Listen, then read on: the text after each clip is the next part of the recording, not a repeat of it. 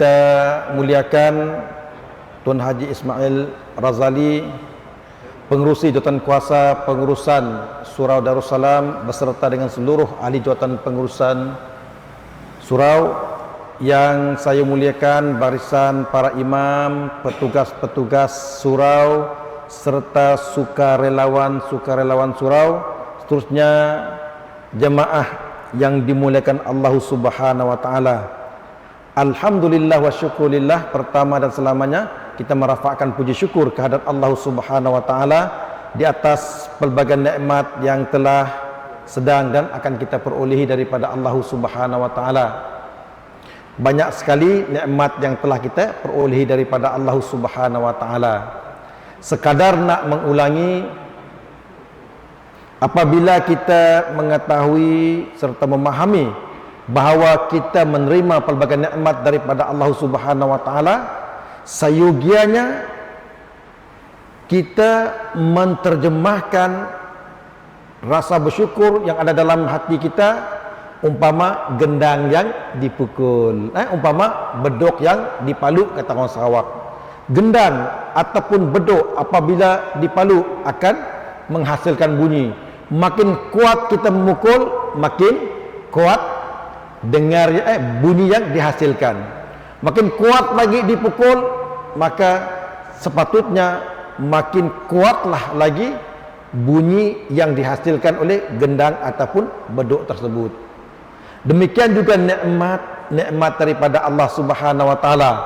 Makin banyak kita menerima nikmat daripada Allah Subhanahu wa taala ataupun makin banyak kita memperolehi nikmat daripada Allah Subhanahu wa taala, maka sepatutnya makin besar ataupun makin tinggilah nilai syukur kita kepada Allah Subhanahu wa taala dalam bentuk kita melakukan amal-amal soleh ataupun amal-amal ibadah di dalam kehidupan kita. Dalam arti kata lain, kita menerima nikmat, kita syukur dengan melakukan ibadah, melakukan ketundukan kepada Allah Subhanahu wa taala. Kena yang pertama, kerana itulah sepatutnya sikap seorang hamba kepada Rabb, kepada Tuannya, iaitu bersyukur. Yang kedua, sekadar nak mengulangi, apabila kita bersyukur, manfaat ataupun faedahnya akan kembali kepada kita.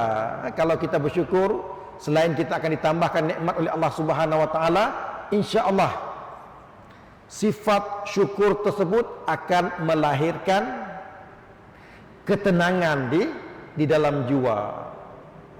Sifat syukur tersebut akan melahirkan ketenangan di dalam jiwa kita, insya-Allah. Baik, jemaah yang dimuliakan Allah Subhanahu wa taala, alhamdulillah juga kerana kita dipanjangkan usia oleh Allah Subhanahu wa taala hingga ke saat ini, maknanya kita masih lagi diberi nikmat kehidupan oleh Allah Subhanahu wa taala, dan plus ataupun dicampur dengan nikmat kesihatan, nikmat kekuatan tubuh badan, nikmat masa lapang, dan seterusnya nikmat pertemuan pada tika dan saat ini yang harus kita syukuri lagi dan lagi, insya-Allah. Baik, pada pertemuan yang pertama musim PKP ini, setelah lama kita tidak bersua muka, lama kita tidak bersama di rumah Allah yang mulia ini, kalau di luar, di pasar mungkin ataupun di tempat-tempat lain barangkali kita berjumpa, bersua dan bertemu, tetapi untuk program kuliah mingguan kita pada kali ini merupakan pertemuan yang pertama selepas daripada PKP, PKPB, PKPP lagi kan. Banyak-banyak macam PKP, minat macam PKP. Sampai kita pun jadi PKP. Kebanyakan kita jadi PKP apa? PKP, poketku pokai. PKP, au kausen lalu-lalu terlalu ya. Jadi mudah-mudahan Allah sama ada melapangkan rezeki kita selepas ini, ataupun Allah Subhanahu wa taala memberikan kesabaran kepada kita. Dua aja minta kita. Mudah-mudahan Allah melapangkan rezeki kita selepas tu, ataupun Allah memberi kesabaran kepada kita. Minat lalu ulun PKP ya. Poketku pokai ya. Sirap sirah. Di insyaallah pada malam ini sekadar nak sebagai warming up pertemuan kita, sekadar nak memanaskan bicara ataupun kuliah mingguan kita pada kali ini. InsyaAllah saya akan cuba nak menyentuh satu tajuk lama, tetapi yang namanya benda ataupun perkara dalam perkara dalam agama, sama ada dia melibatkan Al-Quran ataupun Al-Hadis ataupun ilmu-ilmu yang berkaitan dengannya, walaupun yang lama, ia tetap valid forever. Selama-lamanya dapat kita gunakan sebagai panduan ataupun pedoman dalam kita menjalani kehidupan kita. Baik, malam ini saya nak membawa tajuk istiqamah di dalam kita beramal. Istiqamah dalam kita beramal. Sebelum daripada itu, saya nak mengajak tuan-tuan untuk kita mengulang ingat satu ungkapan, satu ucapan yang kita sebut di dalam sebelum ataupun semasa kedatangan bulan Ramadan yang lalu. Apa yang kita sebutkan? Ahlan wa sahlan ya Ramadan, ahlan wa sahlan ya Ramadan, ahlan wa sahlan ya Ramadan. Kita mengucapkan selamat datang kepada Ramadan al-Mubarak. Apa maksudnya? Apa maksud kita mengucapkan ahlan wa sahlan ya Ramadan? Kena faham soalan tu. Bukan saya madah apa erti, apa maksud.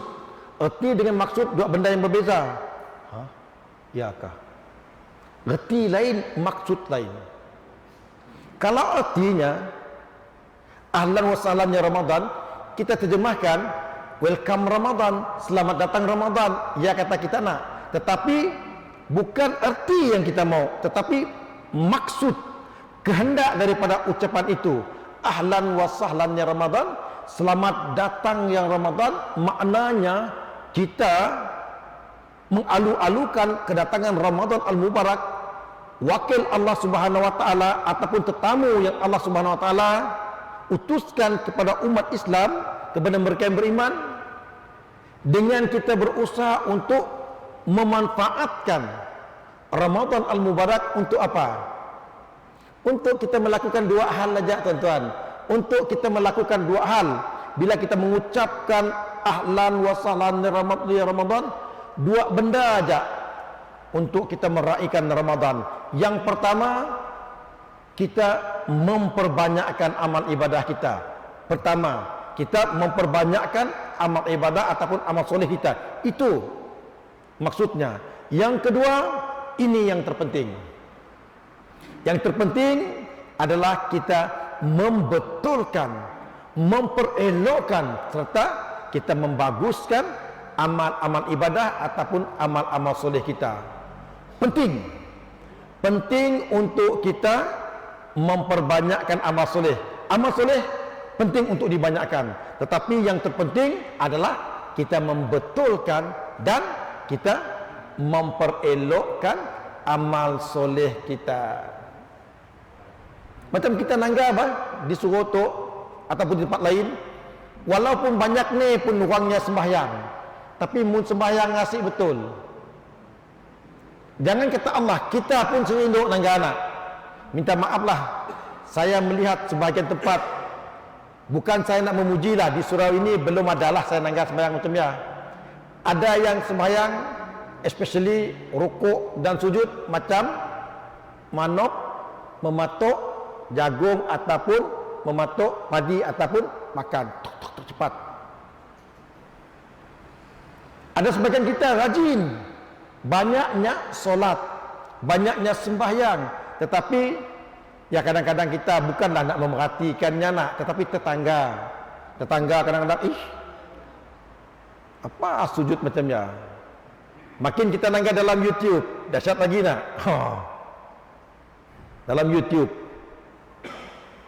mereka solat sembahyang, tetapi subhanallah, solat mereka tidak menepati kehendak ilmu yang kita belajar, apa yang dikehendaki oleh Allah dan apa yang dicontohkan oleh baginda Nabi Muhammad sallallahu alaihi wasallam.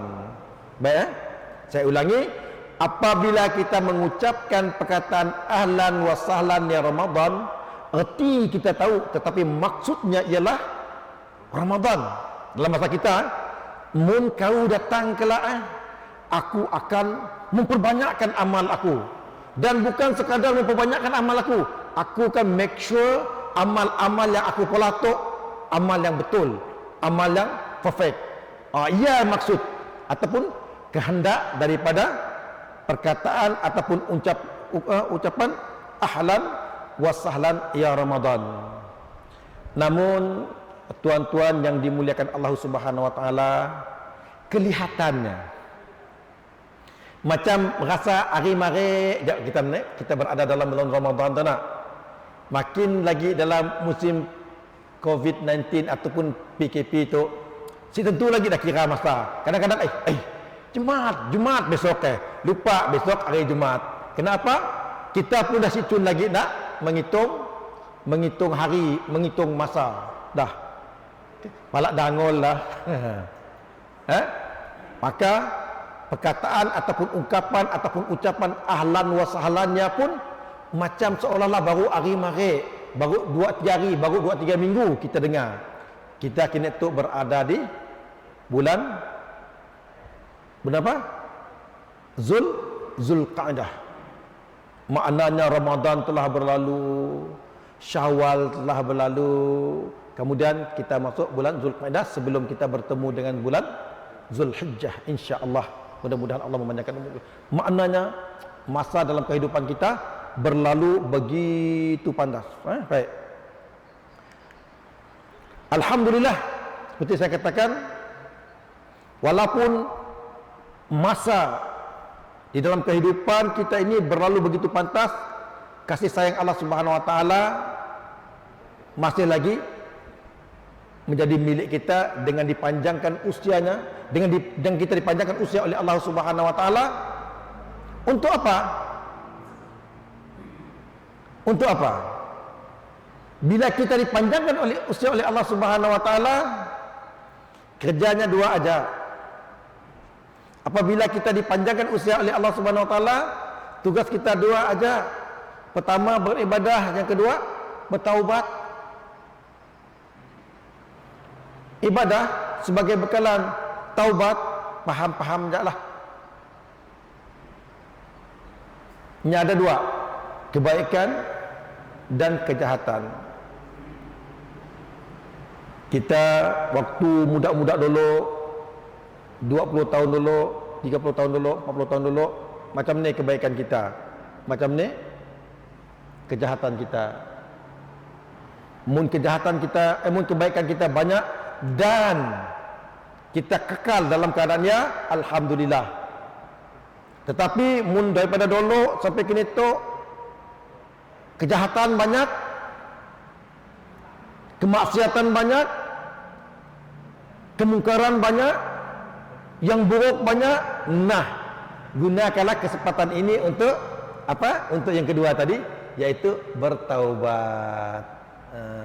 Saya ulangi, walaupun panjang sampai ke dada janggut kita, walaupun besar serban kita, walaupun hebat jubah kita, apapun pangkat, kedudukan, jawatan kita di dunia itu, si ada seorang pun yang dapat lari daripada melakukan dosa dan kesalahan. Si ada siapa kecuali Nabi, ia pun dijaga oleh Allah Subhanahu wa taala. Kalau mau Nabi pun dulu, kalau kita nanggas sejarahnya remaja, kalau mau Nabi dulu waktu remaja, waktunya belia, nya dengar di kampung sebelah nun ada pesta. Ada pesta, Nabi pun teringin lalu-lalu nak nangga. Apa kata Nabi? Malam tu insyaallah, malam tu aku nak pergi juga nangga. Apa main tang bunyi hebat gila di kampung Belanun, aku nak pergi. Nabi berazam nak pergi. Tapi Allah jaga Nabi. Ngantuk lalu-lalu Nabi malamnya. ngantuk lalu Nabi malamnya. Jadi nyasi pergi. Macam kita ada apa? Kita tu manusia biasa apa? Pesta layang. Macam-macam artis datang malam besok lah.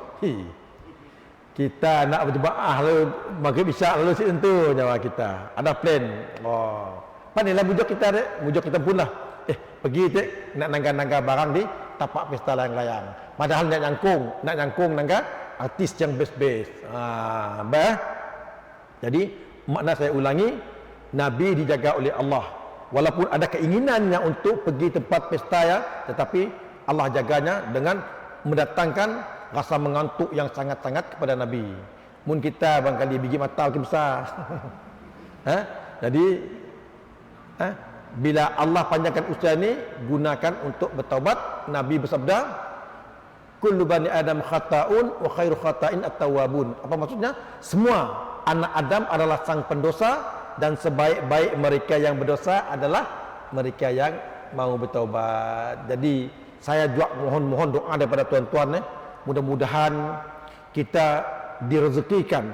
Sebab dia satu doa yang saya selalu baca, Allah merzukni taubatan nasuha qabla al-maut, ataupun Allah merzukna taubatan nasuha qabla al-maut. Ya Allah ya Tuhanku, ya Allah ya Tuhan kami, rezekikan kepada kami ya Allah taubat nasuha sebelum kita mati. Nabi madah, Allah berfirman, wahai anak Adam, walau banyak ni pun, dalam bahasa kita lah, walau banyak ni pun dosa nak dipolah kau, walau banyak ni pun dosa nak dipolah kau, apabila kau datang kepadaku dengan bertaubat, la ubali, aku si kisah. Banyak ni pun dosa kau, janji kau mau datang kepadaku, kau kembali kepadaku dengan bertaubat. Seperti yang saya selalu sebut, mun kita dibuka buku 35 minat macam dosa kita dengan Allah, dosa kita dengan Nabi, dosa kita dengan mak bapak, dosa kita dengan pasangan kita, dosa kita dengan adik-beradik, dosa kita dengan saudara mara, dosa kita dengan jiran-jiran, dosa kita dengan umat Islam, dosa kita dengan minat lalu dosa kita tu. Subhanallah. Kalau nak putus asa kita tu. Ni tak? Hari-hari mula dosa. Ibadah kita pun si pasti diterima. Sebab apa si pasti diterima? Nya ada dua. Ikhlas satu hal, betul satu hal. Jadi maknanya kemaksiatan yang kita lakukan konform diterima, konform dicatat oleh Allah Subhanahu Wa Taala. Yang namanya ibadah, yang namanya kebajikan belum pasti. Sebab banyaknya pun nak dikiranya, mau di pahat sikit, mau di kertas pasirnya sikit, mau di kerikilnya sikit, mau di seletnya sikit, baru benda apa? Baru benda dinilai, diterima amal soleh. Nak jadi itu sekira ikhlas sekira ikhlas nak boleh jadi terus di write in nama kita. Baik tuan-tuan yang dimuliakan Allah Subhanahu Wa Taala,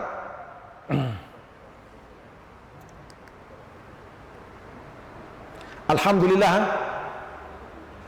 di bulan Ramadan yang lepas, seperti yang saya katakan, kita bukan sekadar diberi kesempatan oleh Allah Subhanahu Wa Taala untuk berada di dalam bulan Ramadan yang dikenali juga sebagai bulan Syahrul Ibadah.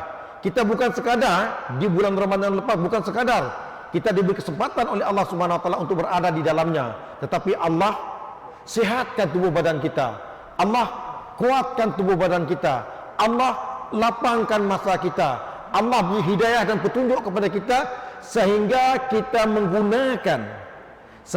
menggunakan kesempatan untuk berada di dalam bulan Ramadan yang lalu untuk kita all out. Orang putih pada all out dalam kita beribadah. Kita berhabis-habis kita beribadah. Ibadah fardu kita excellent. Si cukup dengan ibadah yang wajib, yang fardu, kita tambah dengan ibadah-ibadah sunat pun excellent, cemerlang. Ibadah fardu hebat, yang sunat hebat, ibadah-ibadah di siang hari hebat, ibadah di malam hari hebat, ibadah secara individu hebat, berjemaah hebat, ibadah yang terang-terang nampak, ibadah yang sembunyi-sembunyi nampak. Banyak lalu-lalu ibadah yang kita lakukan di bulan Ramadan yang lepas. Alhamdulillah, kerana Allah, saya ulangi, kerana Allah memberi kesempatan, memberi kesihatan tubuh badan, memberi kekuatan, memberi hidayah petunjuk dan pelbagai nikmat kepada kita, sehingga kita dapat melaksanakan ibadah di bulan Ramadan yang lepas dengan sukses. Kita diberi oleh Allah Subhanahu Wa Taala pelbagai nikmat, ditambahnya lagi rezeki dalam bentuk wang ringgit, harta benda dalam bentuk makanan. Bila masuk waktu berbuka, macam-macam yang ada di atas meja kita, walaupun musim PKP. Dalam musim PKP pun minat macam lauk pauk atas meja, apa lagi musim PKP. Dalam musim PKP pun kita dapat berpuasa dan berbuka puasa dengan mewah. Sebab biarlah saya teringat satu kata-kata seorang hamba Allah dulu lah, yang pernah madah. Kena apa pengajaran, di antara pengajaran apabila kita berpuasa, confident dia jawab, oh, di antara pengajaran yang dapat kita ambil daripada ibadah puasa ialah kita dapat merasai macam mana kesusahan orang miskin, dapat merasai bagaimana kesusahan orang miskin yang kelaparan. Orang miskin lapar sampai ke malam, kita tu sebagianlah lapar sampai berbuka puasa udah si tentu nyawanya nak maghrib, dengan makanannya pelbagai, dengan minumannya pelbagai. Bila masa nak merasa orang miskin berbuka puasa macam dia kah, bermewah-mewah kah? Saya masih nyimpan ini tu, ada audio daripada orang tertentu lah, Ustaz bla bla bla bla, kita ada makanan kah? Apa hal? 2 hari dah saya si makan. Terkejut saya, ada orang 2 hari si makan. Tapi saya silah 100% percaya nak mun di bumi Bintulu tu, saya dah hampir 30 lebih tahun belum juga saya pernah nanggai orang Kebulu di Bintulu tu, kecuali munnya malu untuk meminta-minta. Kalau nya malu untuk meminta-minta, ya lain hal lah. Si dapat saya nak madah. Tetapi maknanya di bulan puasa yang lepas, walaupun Allah uji kita dengan pelbagai kesempitan, pelbagai kesukaran, tapi sama macam ni sejak di Syria, di Palestin, bahkan di Rohingya. Di Syria, di Palestin, di Rohingya, hari-hari merayu memberi bantuan. Tetapi di Bintulu tu, di Suro tu hebat. Hampir hari-hari saya dengar di Tenangga tidak memberi sumbangan. Hebat kali itu, dan hebat lah. Bukan nak mengampu, bukan nak memuji. Memang kenyataan. Sia situ. Bukan pengurusi kita keluar. Wang ambil je pengurusi. Tengok. Saya situ. Bila orang di situ lapar, kecualinya puasa aja nak. Lepasnya alhamdulillah, bila time berbuka puasa, kita diberi ataupun kita dilapangkan rezeki oleh Allah Subhanahu Wa Taala, sehingga kita dapat berkongsi rezeki dengan orang yang bernasib baik. Jadi mudah-mudahan benda ya berterusan untuk kita lakukan dari masa ke masa, dan jangan tunggu bulan puasa aja. Jangan bulan puasa aja kita nak bersedekah, rugi. Bersedekahlah walaupun sedikit. Nabi madah apa? Walaupun sebelah biji tamar. Bersedekahlah, sama ada terang-terangan ataupun sembunyi-sembunyi. Terang-terangan boleh, sembunyi-sembunyi boleh. Lu minak kaup. Jangan orang beri terang-terangan menunjuk saja. Kita menunjuk ada 2 benda. Bila kita menunjuknya ada 2 benda. Yang pertama, supaya orang mencontohi kita. Yang kedua, supaya orang tahu nun ada orang susah, ada orang miskin, ada orang memerlukan. Bukan saya nak ulang, bukan nak mengampukan, si memuji ya. Saya nanggak-nanggak ya Rabbi. Nak diagak oleh sidak AJK suruh tu satu yang bagus, satu yang terpuji. Sebab apa? 2 benda, saya ulangi sekali lagi. Yang pertama tadi, pahala kita menyumbang. Yang kedua, orang yang si tahu jadi tahu di siar rupa-rupanya ada golongan, ada saudara-saudara kita yang memerlukan bantuan. Jadi saya ulangi, mudah-mudahan amalan tu, kerja tu, projek tu berterusan dari masa ke semasa. Satu. Yang kedua, jadilah penyumbang. Jadilah orang yang menyumbang. Si semestinya kita beri RM150. Berapa-berapa yang kita mampu, yang pasti beri walaupun sedikit. Kalau 100 kita beri seminggu demam, jangan. Kalau 50 kita beri masih demam juga, dermalah.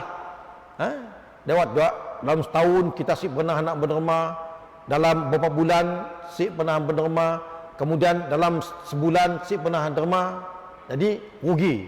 Rugi.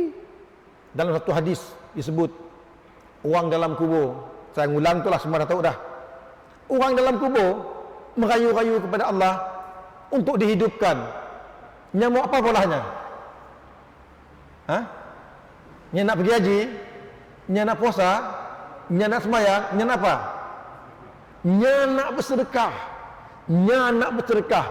Dua benda. Yang pertama, orang dalam kubur minta dihidupkan kembali untuk diberi kesempatan untuk bersedekah. Yang kedua, sedekah ya insya-Allah boleh menjadi perisai kepada siksaan kubur dan juga siksaan api neraka. Memang ada orang akan dicampakkan di dalam neraka. Memang ada orang akan dicampakkan di dalam neraka, tetapi dengan fadilat sedekah yang dikeluarkan semasa hidup, walaupun sedikit, ia menjadi benteng ataupun perisai kepada orang yang bersedekah tadi. Jadi mudah-mudahan dapat kita gunakan kesempatan hidup ini untuk kita apa?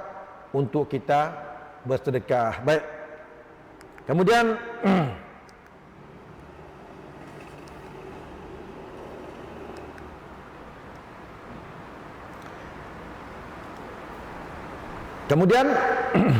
coba kita tanya kepada diri kita sendiri, kita tanya dengan diri kita pun. Di bulan Ramadan yang lepas kita kelihatannya hebat, seperti saya katakan tadi, yang fardu excellent, yang sunat cantik. Siang hari, malam hari kita manfaatkan untuk ibadah. Berjemaah individu kita laksanakan. Maknanya hebat kita di bulan Ramadan Al-Mubarak yang lepas. Soalannya, adakah kehebatan kita di bulan Ramadan yang lepas berterusan sampai ke saat ini? Berlalu Ramadan, masuk Syawal, kita istiqamah, kemudian masuk sekarang bulan Zulqa'dah. Adakah kita meneruskan amal-amal sebagaimana kita melakukan yang di bulan Ramadan? Kalau itu kita lakukan, maknanya kalau jawapannya ya, alhamdulillah. Kalau jawapannya ya, alhamdulillah. Tetapi kalau jawapannya tidak, maka muhasabahlah. Ya? Kalau kita beramal pada ketika ini sebagaimana amalan kita di bulan Ramadan yang lepas, alhamdulillah. Kalau kita rasa tidak, maka bermuhasabahlah.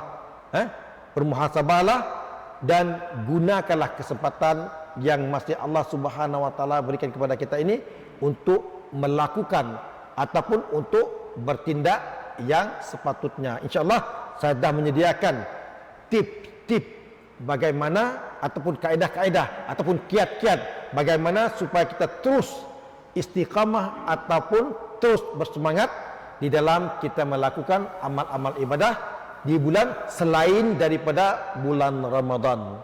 Saya ulangi, kalau bulan Ramadan kita hebat beribadah, bulan lain pun kita kena hebat.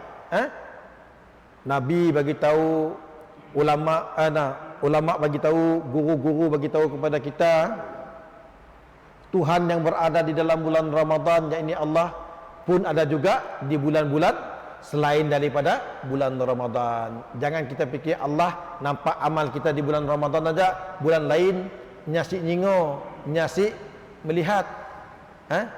Allah melihat di mana saja kamu berada, di setiap masa. Cik kira bulan Ramadan ke bulan Syawal ke bulan Zulqa'dah, cik kira, sebab Allah itu kekal dan sifatnya, maha mengetahui, maha mendengar, maha melihat dan maha bijaksana, dan dengan sifat-sifat ataupun asma-asma yang husna ataupun sifat-sifat terpujinya Allah Subhanahu wa taala. Insyaallah kita akan membicarakan tip-tip ataupun kaedah-kaedah bagaimana kita supaya dapat istiqamah di dalam kita beribadah di pertemuan yang akan datang. Terima kasih di atas segala perhatian, mohon maaf di atas segala kekurangan. Yang baik dan benar daripada Allah Subhanahu wa taala, yang tidak berapa sampai maksud penyampaiannya, kelemahan saya sendiri. Mohon doa daripada tuan-tuan, mudah-mudahan saya mampu untuk menyampaikan dengan lebih baik lagi di pertemuan-pertemuan yang akan datang. Ala kulli hal, mudah-mudahan apa yang saya sampaikan ini dapat kita pahami dan kita renungi. Mana yang baik kita jadikan sebagai panduan dalam beribadah, mana yang kurang baik itu kata orang tua jadikanlah sepadan. Wallahu alam. Assalamualaikum warahmatullahi wabarakatuh.